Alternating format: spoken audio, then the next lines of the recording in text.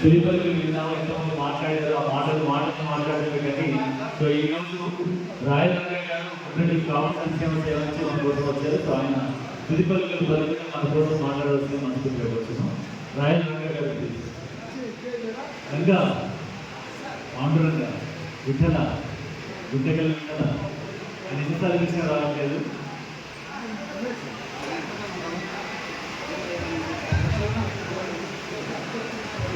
కుటుంబ సభ్యులందరికీ నమస్కారం.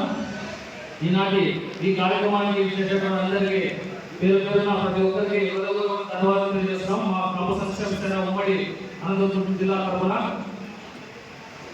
చాలా దిగ్గమైపోయింది కాబట్టి రెండే మాటలతో ముగిస్తాము. భారతదేశ స్వాతంత్రం కోసం ఎన్నో సంఘాలు ఏర్పడ్డాయి మన దేశ స్వాతంత్రం కోసం. అలా మన కాపు రాజ్యాధికారం కోసమే ఏర్పడిన సంఘమే మన కాపు సంక్షేమ సేన. సంఘాలన్నీ సంఘటితమై ఐక్యతతో మనం కాపు రాజ్యాధికారం చేస్తామని కొత్తలలో చెప్పారు మన పెద్దలలో. కాపు రాజ్యాధికారం మనం అన్ని రంగాల్లో ఉన్నాము. విద్య, వైద్య, వ్యవసాయ, వ్యాపారం అన్ని రంగాల్లో ఉన్నాము. కానీ కేవలం మనకి అందరి దాశగా ఉన్న ఏకైక రంగం ఉందంటే అది రాజ్యాధికారం. త్వరలో మనం రాజ్యాధికారం కూడా చేపడతాము.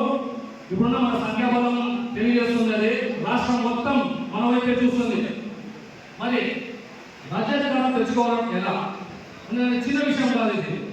కాబట్టి దీనికి ఒక చిన్న ఉదాహరణ చెప్తాను. ఎంతో కష్టపడి ఎంతో మంది ప్రాణత్యాగాలు చేసి మన దేశానికి స్వాతంత్రం వచ్చింది. అలా స్వాతంత్రం వచ్చిన దానిలో బాలగంగాధర తిలక్ గారు ఒకరు.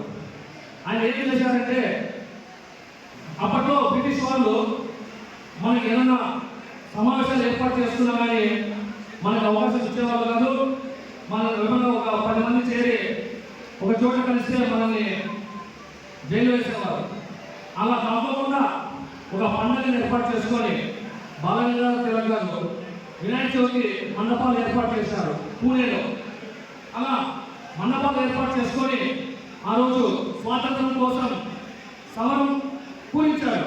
అలా ఇప్పుడు మన కాపు రాజ్యాధికారం కోసం మన పెద్దలు హరిరామ చౌదరి గారు పాలకొల్లులో కాపు సంక్షేమ సేన అనే ఒక సంఘం ఏర్పాటు చేసి మన కాపు సంక్షేమ సేన తరఫున జనసేన పార్టీకి ఖచ్చితంగా కాపు రాజ్యాధికారం తెస్తామనే ఈ కాపు సంక్షేమ సేన ఒక ముఖ్య ఉద్దేశం. మనం ఎంత గౌరవించుకొని మన ఐక్యత మనము ఇంత పర్సెంటేజ్ అనేది కాదు. కానీ రేపొద్దున మొన్నలో ఎలక్షన్స్ వస్తాయి. ఖచ్చితంగా మన జనసేన పార్టీకి ఇది సీట్ల ద్వారా మనం ముత్తగంటలో అడుగుదాం. ఈరోజు మనం అందరం కలిసి అడిగితే ఖచ్చితంగా ఇచ్చే పరిస్థితిలో ఉంది. యావత్ ఆంధ్రదేశం మొత్తం పవన్ కళ్యాణ్ చూస్తున్నాయి రాజకీయాలన్నీ. కాబట్టి మనం అందరం ఏకదాని మీద జనసేన తరఫున మనకి టికెట్ కావాలని కోరుకుందాం. మరి ఇలాగా ఇందాక మన కొత్తలు చెప్పారు అనంతపురం జిల్లా ఖచ్చితంగా కాపు సంక్షేమ సేన డిమాండ్ చేస్తున్నారని. అది అన్నగా భావించదండి. ఎందుకంటే రాష్ట్రం మొత్తంలో మనం కోస్తా సైడ్ కాకుండా రాయలసీమలో చూస్తే మన సామాజిక వర్గం ఎక్కువగా ఉండే నియోజకవర్గం ఏంటంటే అనంతపురం జిల్లా మాత్రమే. కాబట్టి మనకు కూడా మన వాళ్ళు శాసనసభకు వెళ్ళాలని మనకు కూడా ఆశ ఉంటుంది. కాబట్టి ఇందాక మన పెద్దలు కూడా కాపు సంక్షేమ సేన తరఫున డిమాండ్ చేశారు.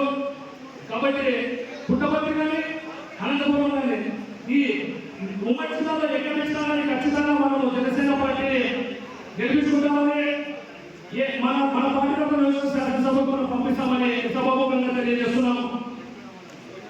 ఇంకా కార్యక్రమం ముగింపు ఇంతటితో చెప్తామని మా ఈ కార్యక్రమానికి వచ్చేసిన రాష్ట్ర నాయకులు ఆమంచూరు స్వామి గారికి అలాగే బాబీ గారికి ముఖ్యంగా మా అనంతపురంలో ఉండే ప్రతి ఒక్క ముఖ్య నాయకులకి పేరు పేరున హృదయపూర్వక ధన్యవాదాలు తెలియజేస్తూ ఈ సభని ఇంత జయప్రదం చేసిన ప్రతి ఒక్క కాపు పల్లె సోదరులందరికీ పేరు పేరుగా హృదయపూర్వక ధన్యవాదాలు తెలియజేస్తూ ముఖ్యంగా పెద్దలైన మా కాపు సంక్షేమ సేన ఉమ్మడి అనంతపురం జిల్లా అన్నవాళ్ళు దివాకర్ అయితే పేరు శ్రీనివాస్ అయితే ఈ టీం సంజీవ్ గారు అయితే బొగాస్ శ్రీనివాస్ అయితే ముఖ్యంగా వాళ్ళ వయసులో ఎంతో పెద్దలు ఉన్నారని మాకన్నా దాదాపు 10-15 రోజుల నుంచి కష్టపడి ఈ కార్యక్రమాన్ని ఇంత దిగ్విజయంగా వాళ్ళు నిర్వహించడానికి ప్రతి ఒక్కరిని పేరు పేరున పాదాభివందనాలు తెలియజేస్తున్నాము.